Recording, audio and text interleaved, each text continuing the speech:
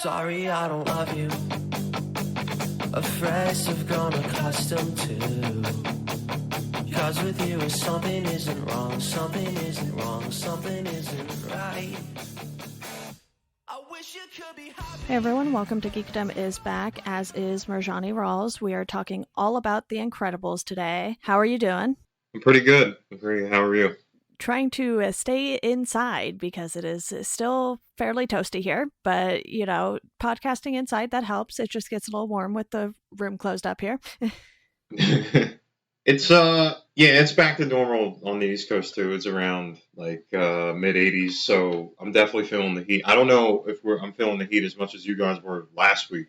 You guys had like that massive heat wave, but yeah. Was not fun. Now we're just back to normal gross summer weather. So, you know, that's fine. I can manage. But, you know, I want to dive into this, and the best way to start off is probably to talk about the cast, because when it comes to animated movies, you don't necessarily see the cast, but you just hear them. So you're kind of like, okay, I know that voice. Where do I know that voice from? I do that a lot with animated movies, but with this one, you have some pretty big names just from Bob Parr and Helen Parr, who are Mr. Incredible and Elastigirl. So Craig T. Nelson voices Bob and Holly Hunter voices Helen. And then you have Samuel L. Jackson as their friend Lucius, also known as Frozone. So you have those three heavy hitters right off the bat there. And, you know, some of the kids' voices and everything like that aren't going to be as recognizable, simply because for the most part, they are typically voiced by children. But what do you think of just getting those three big names in this superhero movie that isn't one of the big two in Marvel or DC? Well, I just wanted to start off by voices, just kind of an aside. I had no idea, especially because I was younger when I first saw this. I had no idea that Edna Mode was voiced by a guy. Me either.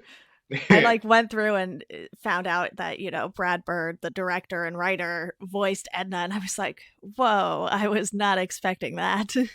Well, like Craig T. Nelson, like you would know from Coach, and then Holly Hunter, like she's been in a tons of things, like 13, and you know, tons of movies like that. And of course, it's Samuel L. Jackson. You know what I mean? I think, like if you saw Frozone and like what he does, like these voices make those characters. They kind of like bring their characters to life. Like I kind of like when I wasn't a big watcher of Coach. Like, I know, like, it used to come on, like, maybe, like, when Nick went to, like, Nick at Night, and it was on, like syndication back then, maybe. Yeah. But, like, it brings, how they voice them, it brings, like, a whole identity to them. Like, I can see Samuel L. Jackson in my mind be Frozone.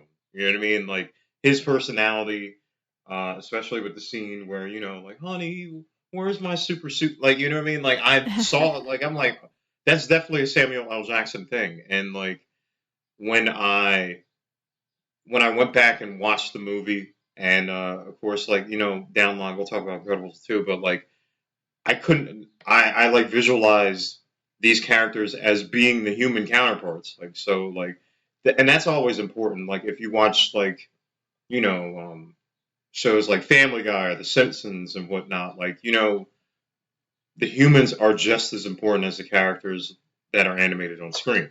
Yeah, absolutely. And I think the way they portrayed these characters through their voices worked very well for each of them. And, you know, this came out in 2004, so I want to quickly talk about our viewing experiences here, because I just recently watched this, literally this year.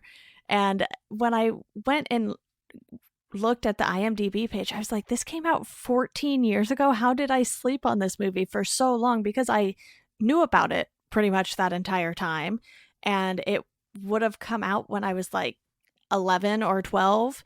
So it just depends on when it came out in the year. I didn't look up the exact release date, but it was one of those things where I was like, how did I not watch this entire time? And anyone who listens to this podcast knows that I could be pretty bad at watching some of the big movies that come out. But with this one, I was just like, Wow, time went by so quickly. So did you see this when it initially came out, or did you see it at some point down the line?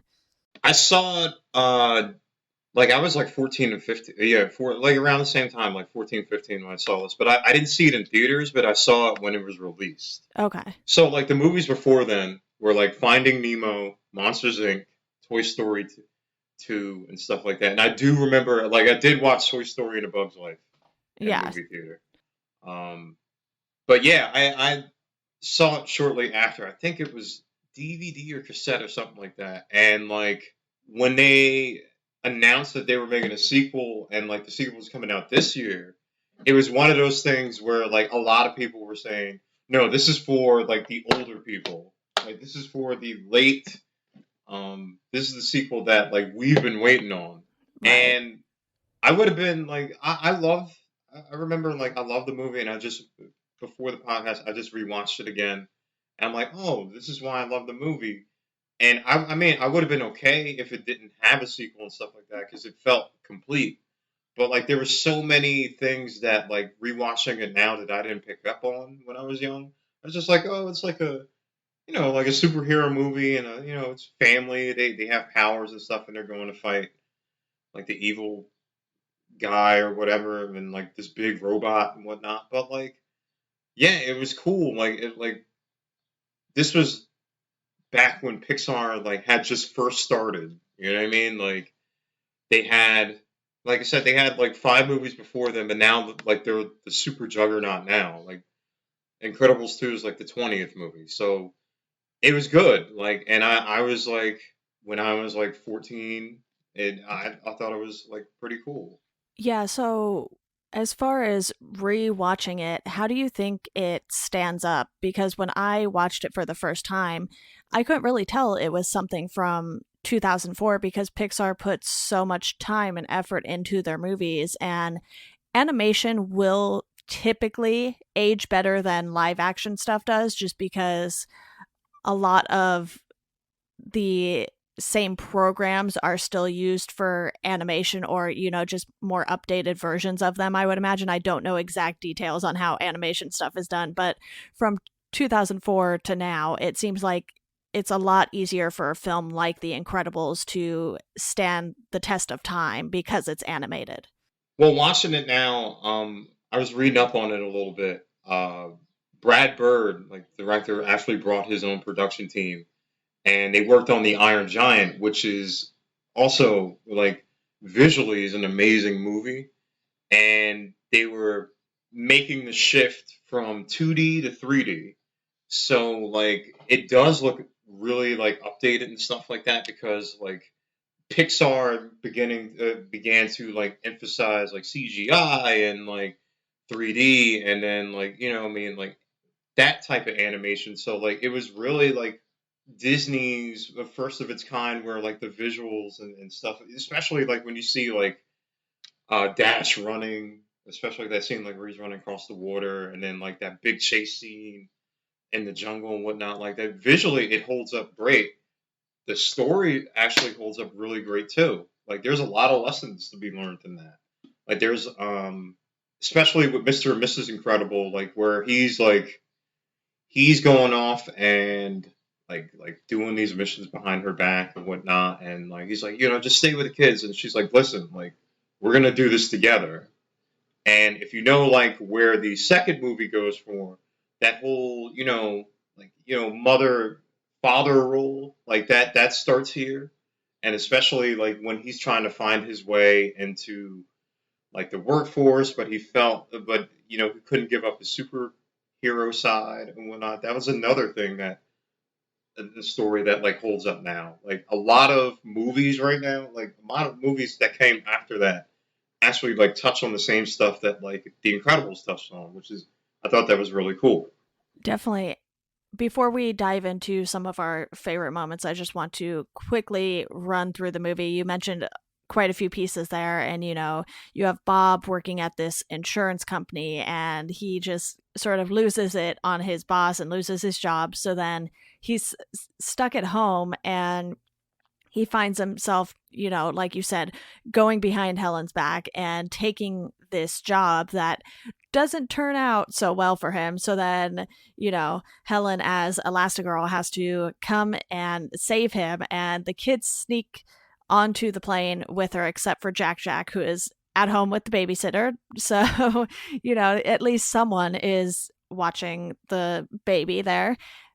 And you have this whole scene where this kid who looked up to Mr. Incredible becomes the villain, and he calls himself Syndrome. So you have this character that has been established in their lives, whether or not they know it. He knows it, so that he sort of grows with that. And as Mr. Incredible keeps ignoring him and not wanting to have a sidekick, he sort of flips a switch and becomes a villain. And that is sort of the big showdown for the family. They're going up against him and all his technology and everything like that. And, I think with that, it's like, okay, there's a lot here that kids can enjoy on the surface, but like you said, rewatching it, you picked up on a lot of other things. And I think Pixar's always done a great job with sort of giving the kids and the adults who watch the movies something to enjoy, but it's something a little different based on how much you can understand. So that's always been something I've noticed, like Disney and Pixar have done with their animated films and everything like that. But as far as favorite moments go, you did mention one of mine, and it's when Dash is running through the forest. And it's sort of this Star Wars ode, basically, to when they have the speeders and they're going through the forest and everything like that. It really reminded me of that. And you have Dash sort of running away from the bad guys, and they come up on either side of him. I thought that was a really well done moment. And he has moments where he has to abruptly stop, and it's just amazing the visuals that they have in this scene, because there's so much forest, and then all of a sudden there's nothing, and you have so many things going on at once. One of my favorite scenes I kind of already touched on, like the Frozone, like where's my super suit scene. Yeah, that's hilarious. The in the beginning of the movie where Mr. Incredible and Frozone are posing as vigilantes was another favorite scene of mine, especially like when they're in the jewel store and then like the cop is like freeze, and he's like, oh, I need a cup of water first, and he lets him drink the water, and then he freezes him, and then like you see the bullet like frozen in the ice and whatnot. That was another one of mine. I don't know if we can technically classify it as a scene, but the Jack short with Carrie, yeah. babysitting is actually hilarious. And Right. like I recently rewatched that too, and like she goes on, she's like, oh yeah, Mrs. Incredible, like don't worry, like I can handle anything, blah blah blah. Jack starts disappearing and reappearing. He turns into fire and starts lighting everything, and then they get home and whatnot, and she's like exhausted and just like shooting Jack with a fire extinguisher over and over again. That one was my favorite scene as well. Yeah, you have all those messages that she leaves too in her panic induced state. And then, it's like the Pars get home, and I believe, yeah, Syndrome takes him, and we see Jack's powers, but they do not, because he's too far off the ground at that point. And then they catch him, and it's just like, Jack is totally fine, back to normal, nothing happened here, move along. And it's nice that they give the audience that tidbit, because you're like, oh, okay, we know this baby has powers and the family does not. So in a sense, I do agree with you that they clearly wrapped up a storyline and didn't necessarily need a sequel, but I feel like giving Jack powers at the very end for us to see there is something that I'm sure fans wanted to see more of in a sequel down the line. And clearly, people had to wait a very long time for it. I didn't, because I watched it this year. So, I was lucky enough to see them like weeks apart pretty much, which I know not everyone else had the experience of doing. So I think, that is something we'll dive into a little bit more when we talk about the sequel in probably the next episode or next couple of episodes. We'll see how our schedules work out here, but we definitely are going to do these two fairly close together for you guys so we can get all of the Incredibles content thrown at you.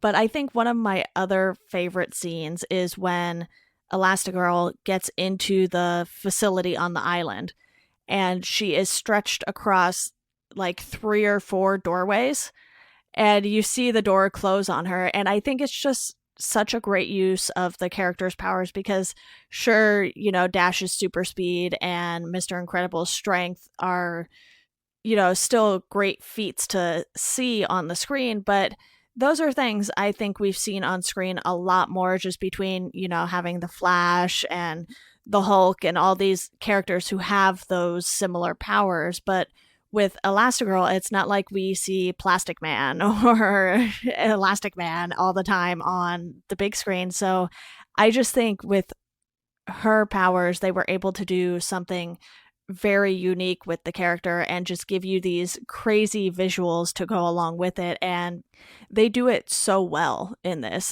So that scene really stood out to me because I was like, okay, yes, let's just keep stretching her and see how far we can go. And she does things like, you know, make herself into a parachute and everything like that. They really did get creative with what she could do. One of my favorite scenes were kind of like the parent moment, when Elastigirl, Violet, and Dash are in the cave, and Elastigirl's about to go get Mr. Incredible or Bob, and then she's talking to the kids, and like you know, at the beginning of it, she's like, "Never use your powers," blah blah blah, and she's talking to them. And she's like, "All right, I'm gonna go, blah blah. Like if anything happens, like use your powers." They're like, "Mom, you told us not to use your power," and she's like, "Listen, like forget everything I said. Like what matters is what I'm saying right now." And of course, like it's kind of like a metaphor, like you know, like when you're a kid, and then like you have and your parents are like, "All right, well, don't do this," blah blah blah, and just kind of like seeing it now, it's reminded me of like just you know parents just being parents, like, "All right, well, mom, I kind of want to do this, like I love doing this and whatnot," and they're like, "Oh well." You know, parents will be, you know, they'll tell you of all the, you know, the pitfalls that could have. And from there, she's telling them, like, you know, like just be who you are. Like you have these powers, use them. But then she tells them about, you know, the disguises. Like, you know, it's important to always, you know, disguise your, you know, your identity and whatnot. It was like she was like giving them like this credence to kind of like go and be heroes, and you see that in the scenes like the scenes you just talked about, like Dash, you know, doing like his thing, and then Violet doing her thing with the guards. Like I just thought it was like a beautiful scene. Like you can see that like 14 years ago, like a parent can sit down with their kid, and then like you said, there's things in Pixar movies that only parents will see, and then there's things for the kids. And then that was definitely a thing that a parent was seeing, like, oh, you know, I get it. I've gone through that. Exactly. One of the other things I want to discuss here is how this differs from other superhero movies. And I think one of the obvious things is this is an actual family of superheroes. And sure, you know, we've come to think of the Avengers or Justice League as a type of family, but it's not quite the same dynamic because, like you said, you have the parents and the kids here. And that's a much different dynamic than having these heroes who are each individually very good at what they can specifically do. You know, it's not like the Avengers has a group of children with them at all times. I mean, sometimes they might act like children, but that's a different story for a different day. And I think just the family dynamic is what makes this a very special superhero movie. And the fact that, you know, it isn't something created by Marvel or DC. It's something completely new, and it still did so well because, you know, aside from The Incredibles, if you have just these other random superhero movies popping up here and there, they definitely won't do as well as any of the Marvel or DC movies for the most part. I know there are some characters from Image Comics or Valiant Comics or something like that that might do fairly well for themselves, but it will never be to this level necessarily. And I think having the Incredibles come out in 2004 before Marvel was like really in gear with their MCU and everything, they hadn't really just hit that stride that they started to hit when, Iron Man dropped in 2008 and everything like that. So I think the timing helped with this movie too, to differentiate it from those superhero movies. Yeah, definitely. This was like 4 years before the MCU started, and then some time before Nolan's Batman. That was a little bit like it's a little bit darker, a little grittier. So like it's a superhero movie that like the whole family can enjoy. Something else that was different is like Syndrome. Syndrome starts off as like this super fan and whatnot, and then he becomes the villain, but he doesn't have actual powers. Like it's just Right. his scientific brain and mind and whatnot. And I mean, he was eliminating superheroes, but it's because I guess because he wanted just to be the only one. You know what I mean? Like he starts Yeah. off towards the end of the movie, like he brings the that super robot and whatnot for him to kind of defeat it and kind of take all the glory, but it ends up backfiring on him, and then the Incredibles have to come in and help him and whatnot. Yeah, I love that villain dynamic, and it touches on like the whole like hero worship thing, and then like where it goes bad, and then I don't know if it because Mr. Incredible didn't give him a try necessarily, but I'm like you're a kid without powers, like what can you really do to help somebody with super strength? Like you know what I mean? Like you would just Yeah. kind of get in the way. But I like Syndrome's dynamic where it just kind of like this warped sense of like fan worship where it could kind of turn dark, which ironically you can touch on with another Disney property, Lucasfilm and Star Wars, and things that happens there. But like I think I like that subtle like metaphor they had there. Yeah, plus he's a villain who desperately wants to be a hero. So that's just a whole different dynamic in general because he does try to save people, but he's sort of the one putting them in danger in the first place. So it's sort of that hero complex that he has where he has to be the one saving people. Otherwise, other people shouldn't be able to get to do the same thing. So that definitely was really interesting. And I think just the fact that this is a superhero movie that doesn't really have any strings attached to it. You don't have to know anything going into this. Like, if someone were to just go and watch Captain America Civil War, and that's the very first Marvel movie they had seen, They would be so lost. exactly. And this, you can just sit down, enjoy it for what it is. And even though, you have the Underminer who comes in at the very end, even though this new villain pops up, it's like, okay, they're just going to go do their thing again. And while we do get to see that as it happens with Incredibles 2, like you said earlier, we didn't necessarily need a sequel for this to be as good as it was. It was perfectly fine as its own thing. And yes, great, we got a sequel.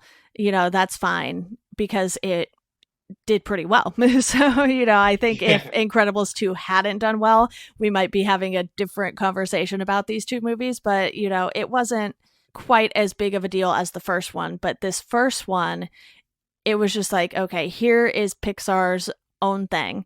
Here's their superhero family. And this is what we're going to do with it. And people just ate it up. Yeah, like I remember in like 2007, like they were talking about making a sequel, but this was at a time where Pixar was like, there was a time where Pixar was like, all right, we're not doing sequels for our movies, and then they did Toy Story 2. So we were like, all right, cool, like there's a sequel, and then a lot of time passed, and then more time passed, and we're like, okay, I guess we're never getting this. And then And then like 4 Cars movies happened, I think, or Yeah, something like that. I yeah. haven't seen a single one. I am ashamed to say that I have not seen the first Cars movie. I know people really enjoy that too, but there are quite a few Pixar movies that I have to catch up on. I have seen the first two. I have not seen the third one. I do know of a friend's, like my friend's, like daughter and son are obsessed with that movie and Lightning McQueen. But yeah, like the sequel just came out soon. It's amazing, and like you would think that like a movie that took almost 15 years to make wouldn't there would be so much time pass where it'd be like, all right, well, like like there's been movies with like sequels that are like, all right, man, like could you have done this like 2 years after or something like that? No, this one actually is pretty great, and it speaks to the foundation that the first movie has. Like we get an animated superhero family.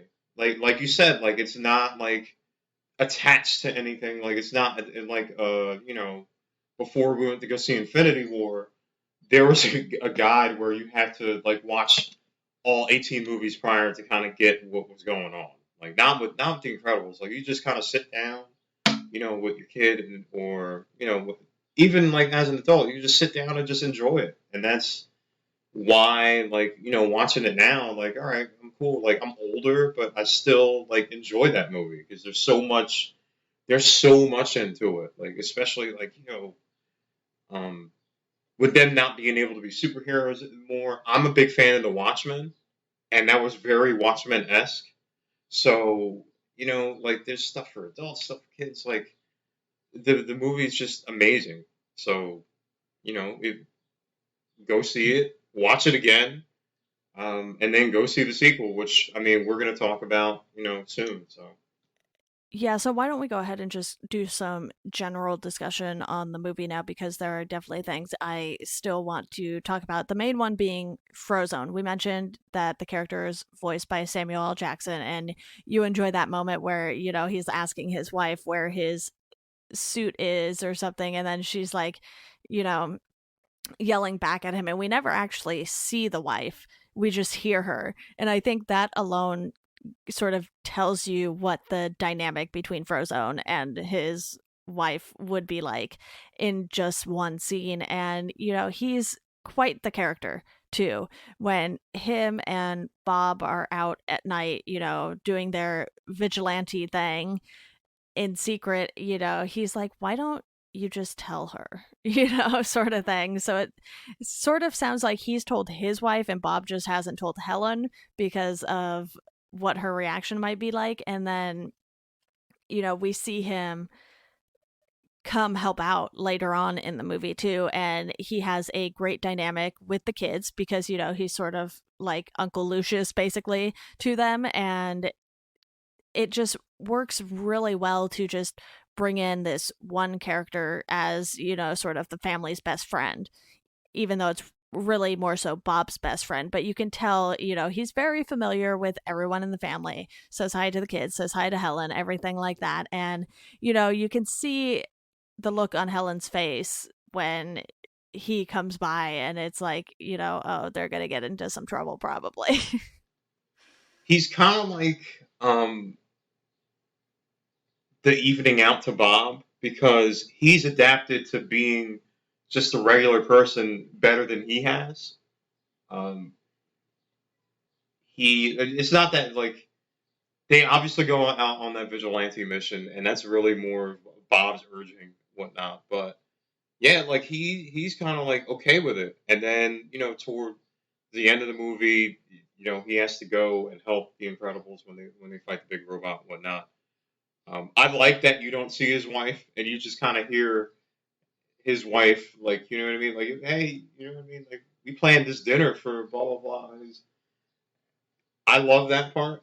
And they harken back to it again in the second movie. But yeah, like, him being a longtime friend of the Parr family and whatnot, like,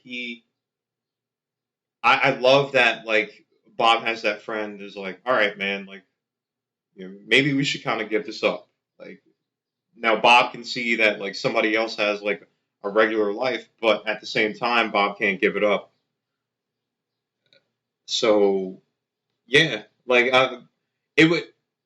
I feel like the movie would kind of be not really complete if Bob didn't really have a best friend to kind of go to, because he had already like had made the promise to his wife that like he would kind of like give it up or whatnot. But like I love to see that like he's still kind of he has somebody with him to like tag along and kind of like do these missions and show off their powers, even though he's not really supposed to. But Yeah, you also have the sibling dynamic between Violet and Dash, and Dash is the typical annoying little brother, but it's done so well that you don't even really mind that it's sort of like, oh, of course the little brother's annoying because that's what little brothers are for, sort of thing. At least I'm guessing. I'm an only child. I wouldn't know. But it's one of those things where, you could just tell he always wants to get on Violet's nerves, and you have plenty of moments between the two, but then they come together when it matters most, especially in the forest on the island. And, they're sort of still figuring things out with their powers. They don't get to use them. And then all of a sudden it's like this life or death situation, and they have to figure things out on the fly. And I love that dynamic between the two. It's like, okay, yes, Dash knows when to be absolutely annoying, but then when it's time to use the powers, it's like he simmers down a bit, even though he's using his super speed, which just lends to him being super hyper in general. And I thought that was really well done as well. I like that with both their powers, they each have difficulties on their own. Like Violet is like this 14-year-old girl. I mean, we've all been 14, where you just feel awkward and like you just kind of want to belong to something and kind of want to fit in. But like she turns invisible and she has these force fields, so like it adds to the whole like puberty feelings that like we've all kind of gone through. Like it just kind of accentuates it. And then Dash, with his speed, he just wants to play sports. I mean, who wouldn't? Like run like if he ran track, played football and stuff like that, it'd be game over. But his mom, doesn't want him to show his powers, so like it kind of comes out in another way where he kind of like plays pranks and whatnot. So I love that like they eventually have to bond using their powers. You know what I mean? Like because they've had to like kind of hide in the shadows due to like basically like what older people have had to do, and like basically the decision on like the superheroes kind of like hiding their whole identity. Like it's kind of in the beginning of the movie you kind of feel for them because it's kind of unfair. It's like what did we do? You know what I mean? But yeah, like I like how they used both the kids. They like you said, like there's like that whole sibling dynamic where he, of course, like the younger one's going to be more annoying to the older one. You know what I mean? But they did this sibling dynamic really, really well. Yeah, so we cannot end this podcast without talking about Edna, who also goes by E. And Edna lives in this giant house, secure gate and everything at the front. And for the most part, you probably have to have an appointment to see her. But we see, Bob just shows up, and then you have Helen showing up later. And, Edna is always prepared, to say the least. And she loves herself some super suits. You walk down the halls in the house and you can sort of see all of these old suits just in cases and everything in pristine condition and everything like that. And it's sort of like her house is a museum to herself. So I thought that, really showed us her personality, and boy, does she have a personality. No capes. She doesn't do any super suits with capes. So Right. yeah, I love her personality. She reminds me of like Q and Bond. Like she reminds me of like the Supplier and whatnot. I love like she has like this high class like fashion, like not really like a snob, but like you know what I mean, like things have to be this way and whatnot, and like the whole like their super suits has to be fashionable and like they have to have like this aesthetic and whatnot. Like Yeah. I love that Disney put the spin on it, like where she's not like supplying weapons to them, but it's capes. Well, not capes. It's like super suits and how they look and whatnot. Like it's like a full like Versace fashion designer, and she's hilarious. She's probably one of the most hilarious parts of the film. So I love that, and she's kind of like her own character that kind of grows. Like I know like there's a lady that that we know that looks like Edna Mode. Like we get her Edna Mode figurines, and she does the voice like Yeah. darling, like no capes and what. So like yeah, I loved her characters. Like it was pretty dope for Disney to add her in. She's very particular too. If Yes, something isn't working, it just gets thrown out. And she has this whole testing room, which I love. She is uber prepared, and it's like she's stretching the suits out and like setting them on fire and doing all of these ridiculous things that most normal people wouldn't think of. But when you are in the superhero business, these are very likely to happen. Your suit or you being set on fire, probably going to happen.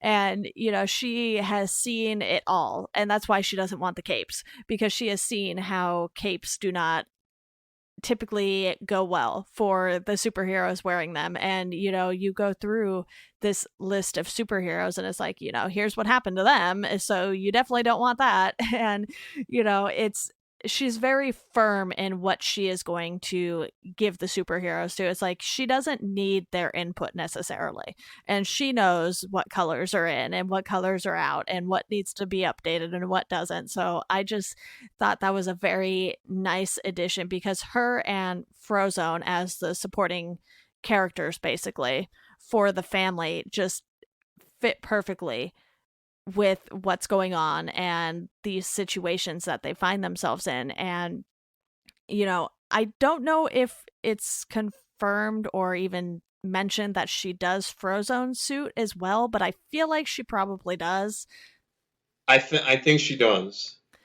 Yeah, so that's just something that I definitely wanted to mention, because her character is fantastic, and like we said, voiced by Brad Bird, who did an excellent job with it. Doesn't she make an allusion to Mr. Incredible being out of shape? I think so. Yeah, that was funny. Yeah, like yeah, because it had been a long time before he started to like go back to the super thing. Yeah, and she makes like she's like well like I have to make this suit. Like you're not like who you used to be. So Yeah, we'll have to make the suit a little bigger. yeah. Yeah, well, is there anything else you wanted to mention specifically for The Incredibles? Like we said, we'll do Incredibles 2 very soon here, so everyone will get to listen to that. But I think, for the most part, for me anyway, I really enjoyed this movie, even though, I just watched it at home by myself, whatever, 14 years late, it's fine. I really had a fun time with it. And it's really nice when you can just sit down with a movie and have fun with it and not really feel the need to be like, oh, well, this one little thing didn't work, so I don't like the whole thing. I try not to be like that critical of movies, but the more I write about them, the more I notice things. And with this one, I was just able to sit down and have fun. And that's just so nice to be able to do. No, I'm pretty much. I think we said everything. Like I said, like sitting it down, like before this podcast, watching it again, I noticed so much that I didn't notice when I saw it when I was like 14. You know what I mean? Like, and that's kind of like the testament to Pixar. Like, there's so many, especially like with movies like Coco and finding like Inside Out and Up and like especially Up. There's so many themes that like are adult and universal that it's amazing. Like you can really just like sit down and watch these movies as like a 30 or 40 year old and like, all right, that's a pretty good movie. Like you can have fun with it. Like it hits you right. Like and the kid part of your heart, but it also like touches like the adult part too. That's why 14, 15 years later, like the Incredibles still had the steam where a bunch of people wanted to see the sequel when it came out this year. Like it was so enduring for that long that it still brought like this big fan base. I think it was like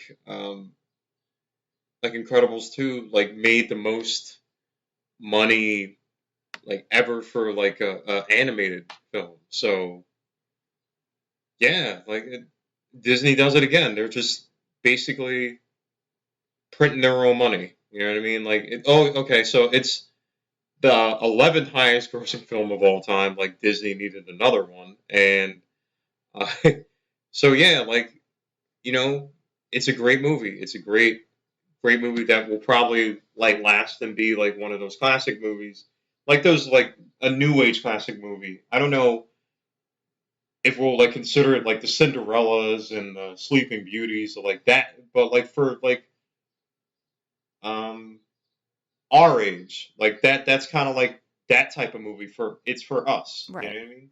Yeah, there is one last thing I want to mention though, because we didn't talk about Mirage at all. And she's sort of the one who recruits Bob in the first place. And then, you can tell that Helen sort of has this suspicion like, oh, Bob might be seeing another woman sort of thing. And that's something you might not pick up on as a kid. But for us, it's like, oh, that's where she's going with this. And then that's when she goes to see Edna, and Edna mentions, the homing signal on the suit. And she sees that he's on like some island, and I think that's when her mindset starts to change and is like, okay, I need to go get him because this is weird, something's up here. And Mirage was sort of just this decoy basically for Syndrome to be able to confront Mr. Incredible. And I think she was an important part of the movie, but not necessarily crucial to your enjoyment or the storyline necessarily. It's like she had her purpose, she was used for that, and then that was sort of it. Well, that homing signal got Mr. Incredible in trouble. Yes, Like it did. he was finding out all the files, and he saw that like Elastigirl was targeted, and then all of a sudden she presses the homing signal, Yeah. and then he gets caught. So in a way, It is her fault. Mirage was just it is kind of Mirage's fault, but in a way, like Mirage is just kind of a bridging point for the family to come together to use their powers and like kind of like come together as this ass kicking family to not only save Mr. Incredible on this like lush island, but like to show everybody what can do. So thank you, Mirage, for being the point of suspicion on Elastigirl's part.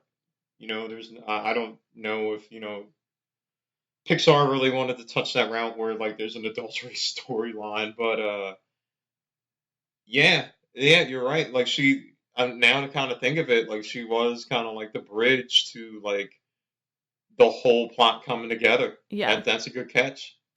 Awesome. Well, thank you so much for coming on to talk about this. We will be scheduling the second one shortly. I'm sure we'll probably do that like after we're done here and figure out what day works best and everything like that. But, for now, to the listeners, thank you all for listening, and we hope you enjoy the rest of your day. Thanks. We'll see you for part 2.